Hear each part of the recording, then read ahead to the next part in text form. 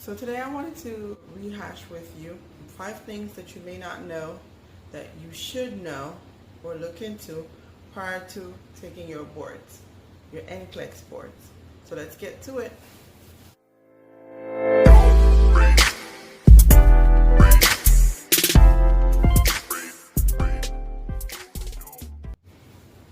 Hi, welcome back to my channel. My name is Mimi Malvo.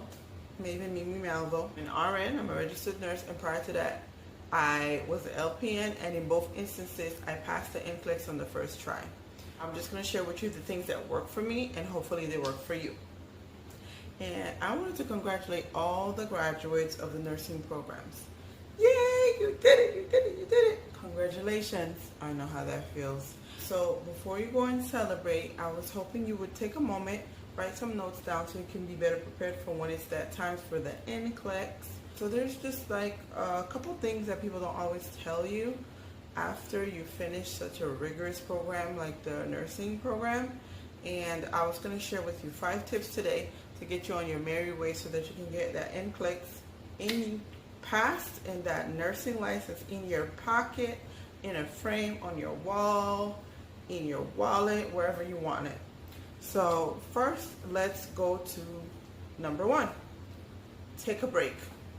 Congratulations! You survived nursing school. You graduated. You graduated. You have a new career ahead of you. Your future is bright. It's smooth sailing ahead. No more waves. No more rocky, turbulent flying. You've reached that pot of gold at the end of the rainbow. You know what I mean? So now what? Take a break.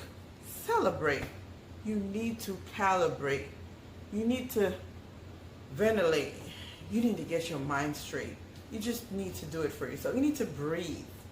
Toni Braxton, I love her, has a song, Breathe Again, Breathe Again. Now, I don't sing, but just that little bit I gotta tell you, she's right. You need to breathe again. We all know you were holding your breath through this program. It's just a fact. It's the only way to do it because it drains your mind, it drains your energy. You gotta let your hair down, literally. You gotta party like it's 1999. The late great artist formerly known as Prince. Sorry if I'm dating myself now. And sorry if I keep looking back down. I just don't want to forget anything in my notes, and I'm making sure I'm staying on topic for you. But just like the Super Bowl winners do, after they win that big game, they celebrate. They go to Disney World and they take a break. So you need to take a break. You take a vacation, a staycation, a mentalcation. You just need to let yourself breathe and relax and do something fun again. Do something where you're not obligated or required to it again. You need to give yourself about 2 to 3 weeks of fun. If you don't need all that, take less. But I recommend 2 to 3 weeks. I really do. It's just really good for you. Okay? You'll need to give yourself time to study. But in the beginning, you just need to get back to who you were before you went through this rigorous, mental, and challenging program. It's a fact. I don't recommend taking longer than 2 to 3 weeks. By the 4th week, I think you gotta get back on schedule so that you can go and start studying for the boards. You don't wanna lose everything that you've worked so hard to retain. Then you get back on track, and then you're gonna spend the next 2 to 3 months studying. You gotta prepare and you gotta practice.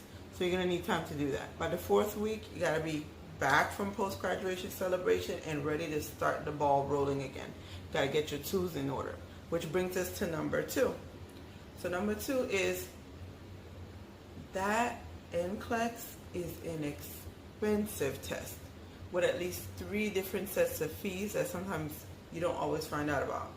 So keep that in mind. You gotta pay them. There's no other way around it. But just keep it in mind when you're having your celebration, so you leave some money set aside for those fees. Perhaps take those monies out first, and whatever's left, then you can celebrate with it. Because you're going to pay for fingerprinting. In the state of Florida, they use LiveScan, an electronic fingerprinting process. They might use different versions of that, or same company or same system in other states, but the point is you're going to pay for fingerprinting. So you got to leave money for that before you party. You're also going to pay for your candidate's application that you submit. And it's $175 combined in Florida for licensing fee as well as the application. And the fees may be a little bit different in different states, but the point is you're going to be paying some money. And the third and final place you're going to pay that money is once the state receives your application, the candidate's application, they're going to give you instructions for registering for the NCLEX exam. And the state of Florida will use Pearson VUE, P-E-A-R-S-O-N, and then VUE, capital V, capital U, capital E. The examination process usually necessitates another $200 fees. So as you see, they're adding up. So leave money aside for this first, and then you can celebrate and breathe and recalibrate after that. That was number 2. So number 3, avoid any surprises. What does that mean, avoid any surprises? Avoid any surprises. Just what it means. Try to look into everything so at least you have a little idea of what to expect. We've already tackled the fees, so you're going to get that money set aside before you celebrate so that you don't come back sad with that frown like this. You want your lips like this. You want to smile, not a frown. You got to learn and understand and mentally prepare yourself for that challenge of the NCLEX and the format and what it's truly like. You basically have to become the NCLEX, not to sound all like yoga and bougie and hug yourself and love yourself, but really hug yourself and love yourself. You got to become the NCLEX. You just do. The NCLEX is a cat, not meow, not that kind of a cat. CAT standing for Computerized Adaptive Test. What it basically means is like a live test. It's like a test that caters to you as you go. So no two individuals will have the same exact test, even if they're testing in the same exact time, date, and place, or if they're testing 6 months apart from each other. It is going to be completely different, each person that tests, because it caters to you. It's specific to you and to how you progress. So let's just get into that for a moment. It molds and adapts the test to each test taker. And in doing so, it ensures that no one single test will be identical to another one.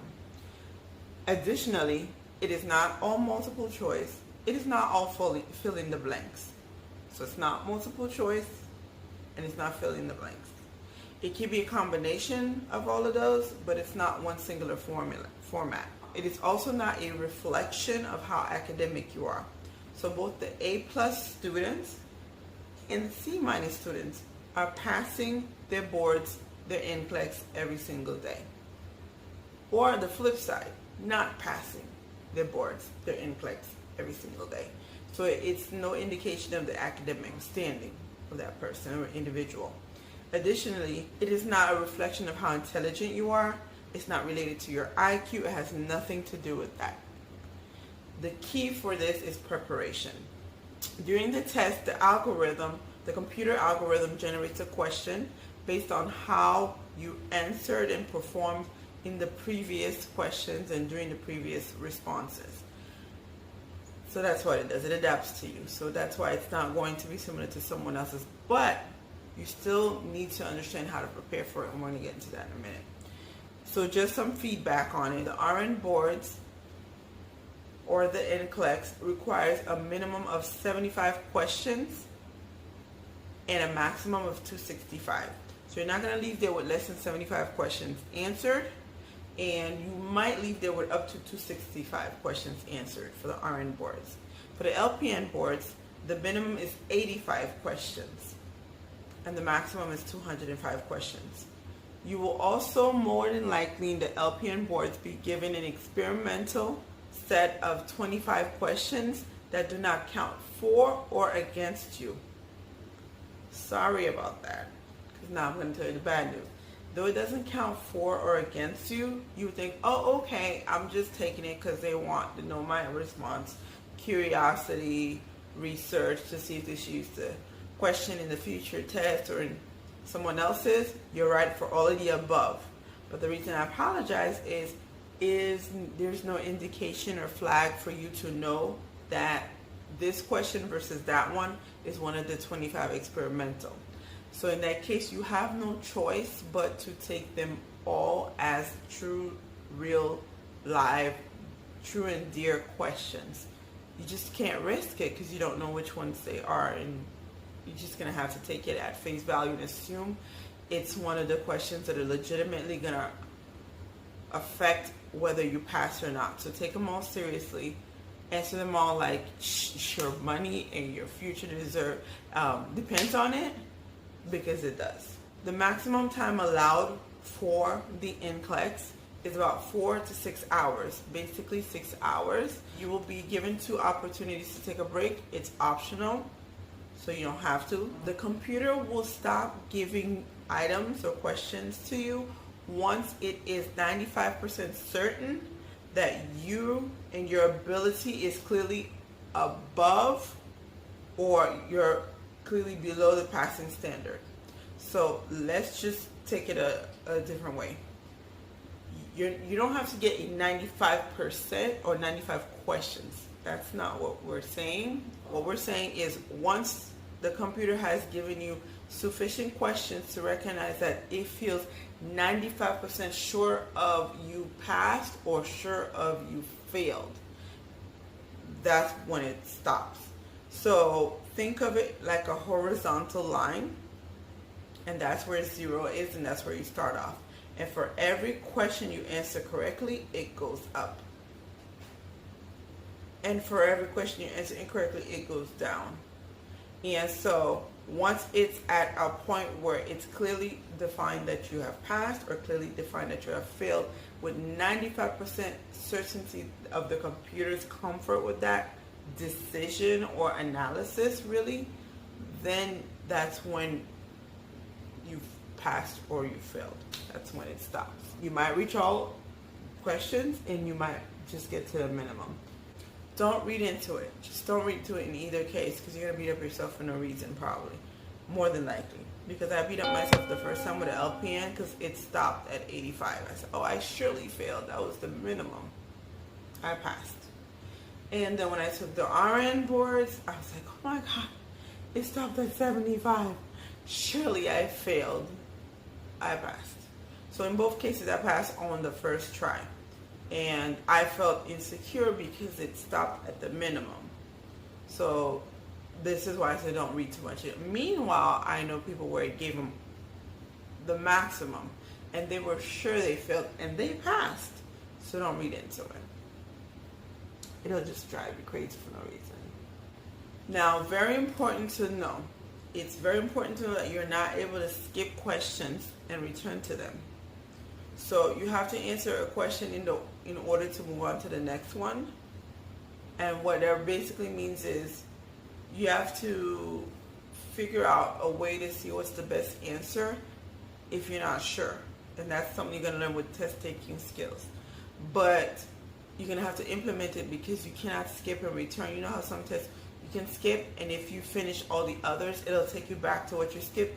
Unfortunately, the NCLEX is not structured like that. So you just have to answer it and then move on, and it's going to count for you or against you depending on whether you answer correctly or incorrectly. So that means you're going to have to use some study time to work out strategies to learn how to answer questions that aren't so clear, because you're going to need to answer questions that aren't so clear.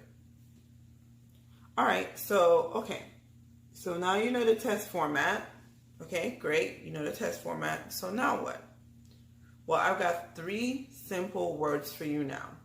Preparation, preparation, preparation. You gotta prepare. You have to use one of the best and single strongest, most incredible tool that you have at your disposal. And that is the exit exam knowledge evaluation test result. A lot of times they might call it the exit exam or the final exit report, or even the HESI exit exam. And it is an exam or report that you will get from the nursing school's program right before graduation, really, after you take sometimes after you take your finals, sometimes before. They'll structure when they give it, but they'll give you this, and it's going to be your tool to show you your weakness and your strength, and you're going to need it to make studying work for you. if you weren't given one, or if you've misplaced it, or if it's like jumping through hoops and hurdles to try to regain it or to receive a copy, then you can use other resources out there to take one so that you know where you stand, because it's really going to be efficient and effective in helping you to prepare for your boards, for your NCLEX. So you're just going to need to get your hands on a report and get one done if you don't have one, because it's going to be a very, very good tool for you to have amongst your arsenal. It's going to help you to learn what your weaknesses are. It's going to help you to learn where your strengths are. And once you learn what your weaknesses are, once you have a possession, something that indicates to you after an evaluation or analysis of what you know, and it demonstrates to you where you are weaker, where you're not so confident, where you're not so efficient, that is what you're going to use to map out your study plan. Because you will devote anywhere from 50 to 70% of your study time to working on your weaknesses. So what does that mean? So that means I study the way I'm explaining to you, and it's worked for me. I use that printout that shows me the areas where I am above average, and I feel like, okay, I'm not going to devote a lot of time on those areas. I'm just going to refresh, brush up just to stay abreast. And then I look at the areas where I am neutral or in the middle, like, and I said, okay, I can touch up these areas. And then I look on the areas where I'm below. So I just look at it the first round that way to see, so I just know how I fall in line with everything. Then when I actually get ready to study, I actually number it the opposite. The below is my focus to start studying. And I will implement and I will use tools and resources available to me to strengthen those weaknesses, those areas where I am not the strongest one. And the idea for that is based on the fact that, listen, you're thinking, why is this lady telling me to do my weaknesses? That just doesn't make sense. If you spent 1, 2, 3, 4, 5 years even learning this stuff to get your LPN, your associate's degree, your bachelor's degree, even your master's degree, if you have a bachelor's in a different health science or a different science. And during that time, you've been exposed, you've been tested, you've been taught, you've been educated on these. And it's still your weak spot, then obviously it's still your weak spot. So when it comes test day, what if you get a majority of your questions on your weak spot? So we don't want to go down that road. So you're going to work on strengthening your weakness, just like somebody who lifts weight or who jogs or who runs. The more you use that muscle, the stronger and more efficient and effective it becomes. Well, that's the same idea here. So you're going to work out those weaknesses so that they become some areas that you're either strong or at least extremely comfortable in, which is sufficient for you to pass those areas. Because remember, you still have areas where you're above average and where you're within average. So you're just bringing the below average up, so you've moved your curve away from that low point. I do find that a lot of people make the mistake, and it's my opinion, it's a mistake, of studying globally. And if you study globally, that means you study like when you went to school, right? So you study everything equally all the time, and everything gets its own section in your life and in your time frame, in your plan. But isn't that what you just did in school? So it's crunch time. We're going to change it up for crunch time. And besides, you were learning a lot more then. Now you have things that you know and you're just going to practice. You have things that you should know and you're just going to like touch up. You have things that you obviously aren't strong in or don't know so well, and you're going to strengthen those. So we don't want to do, what is that movie called? I think it's Groundhog's Day.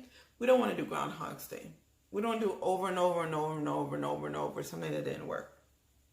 We're not going to get any different result because it's just the same thing that didn't work, right? It didn't work, so we have to change something about it.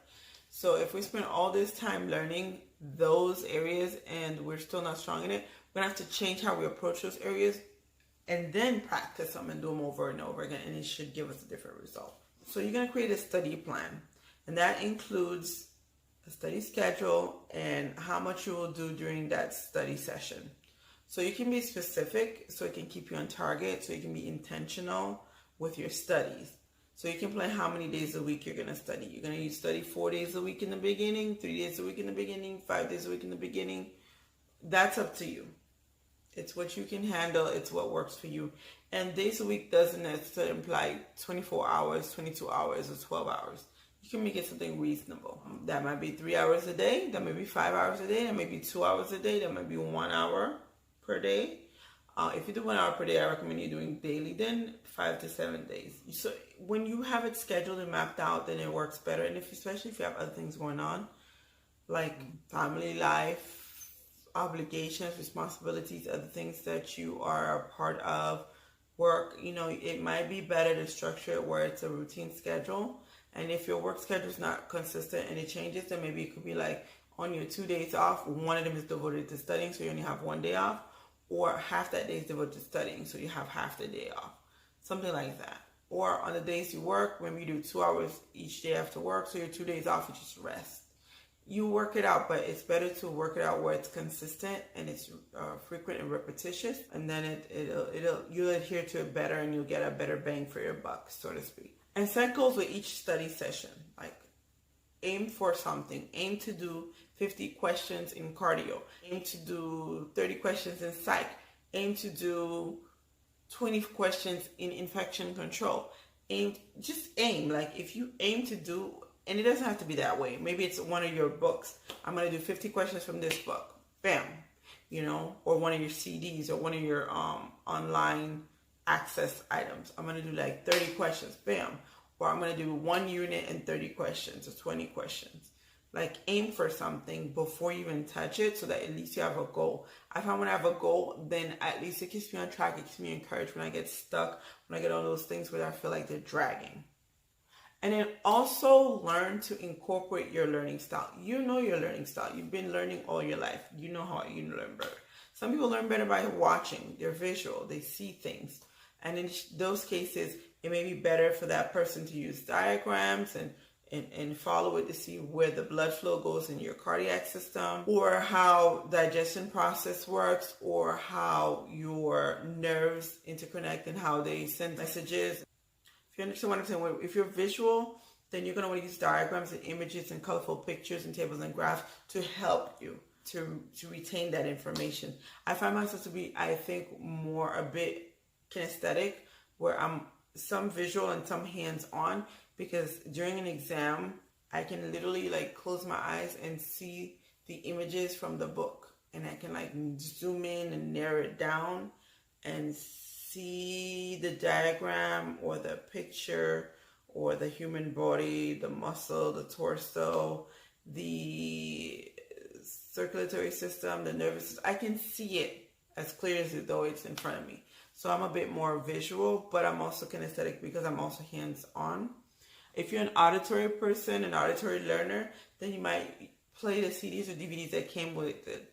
Or if it's download, you might download and save it to your phone or to your flash drive, your memory stick. Play it in your car when you're driving, on your Bluetooth, your headset, your hands-free. So you'll find ways like that to assist you with it. And if you're hands-on, you can make your own diagrams, recreate what you see in the book. Sometimes practice makes you retain it. You can rewrite the notes, rewrite some of the shorthand, some of the lecture notes from school, or some of the notes from the tools and resources you're using. And additionally, you can record. You can record your own self talking and play it when you're in a car, in a ride, or commuting on a train or a bus. Get your little headset on, or whatever the case may be. So that's another way to do it. Finally, number 5. We're on the last one. Stress management. You need to manage your stress because it's extremely stressful right now for you. You've been through a lot, so you've kind of understood how to manage your stress. You just got to do it a little bit longer or a little bit more. Do what you used to do to help you with relaxing, what you used to do for fun, what you used to do for stress management. Listen to music if that's what you used to do. Paint, draw, read a book, read an ebook. Go for a jog, go for a swim, go for a walk, go for a bike ride. You know, whatever you used to do, just do it. You need it. You need to study, but that's why you need a schedule, because you also need to live. You need to do other things, or it'll become your life, and then it'll be stressful, and then you'll be overwhelmed because you're stressed and you're unhappy and you're miserable. So you need to still breathe again. You still need to be breathing again. Toni Braxton knows what she's talking about. You need to breathe again. But you're just going to do coordinated, organized breathing so that you can still be achieving your goals and hitting your task and knocking it out of the ballpark. You need to find ways to relax that you used to do. Yoga, Zumba. What is the other one? Weight training, weightlifting, kickboxing. Whatever it is you do it. Volleyball, do it for fun. Do whatever it is that you normally would do. Cleaning. Some people, that's what they do for fun. They clean. You know, go on a cleaning spree. Laundry. Organizing things that maybe you just needed to keep busy and you organize them. It doesn't necessarily mean it needs to be done, but it takes your mind off of it. So you just need to find ways to do it. Studying is important, but it should not become the only thing you do. Go on dates. If you're dating, go on dates. I mean, you might not go on as many dates as you used to before this time, and you'll go back to that number afterwards, but an occasional, it's just good to let your life not be consumed by all the studying that you're doing. Like, still live your life. Live some life. And don't cram the day before or the day of the exam. Honestly, I don't touch anything related to study the day of the exam. Like, I'm done. Like, I'm cooked. And the day before, you can touch what you want. You just don't have to do like long cram sessions, because you're going to need to rest. You're going to need to get some sleep. You're going to need to take a shower, just relax. And you know how after a shower you sleep better? You need to just relax. So you're not going to want to do that the day before. And then the day of, you're going to want to eat something light. I don't recommend not eating, because then if you end up being unlucky and you're there 6 hours, your stomach's going to be loud and distracting to you because you're hungry and you're starving. You're going to get hangry if you're like me. And then on the flip side, if you overfeel, like you're too full, you have comfort foods and a lot of it, then you're going to be uncomfortable. So we don't want you to be uncomfortable from being under full or over full. So we'll just do a light breakfast the morning of. Do your purposeful deep breathing exercises during, before, along, after, all the auxiliary verbs, wherever you want. Just go get them. You got this. I'm counting on you. Congratulations. You did it. All right. Please leave me any comments. Let me know what you agree, disagree with. Again, this is not relating to NCLEX. I'm going to go into the NCLEX in another video. This is just getting you prepared, because I honestly don't subscribe to the idea as soon as you get out of school, take the NCLEX. If it works for you, do it. It just doesn't work for me, because I'm so exhausted mentally that I need to like decompress. So this is the things that I recommend you do while you're decompressing, and then you get back on the horse and you get them. All right, go past that NCLEX. You got this. Peace.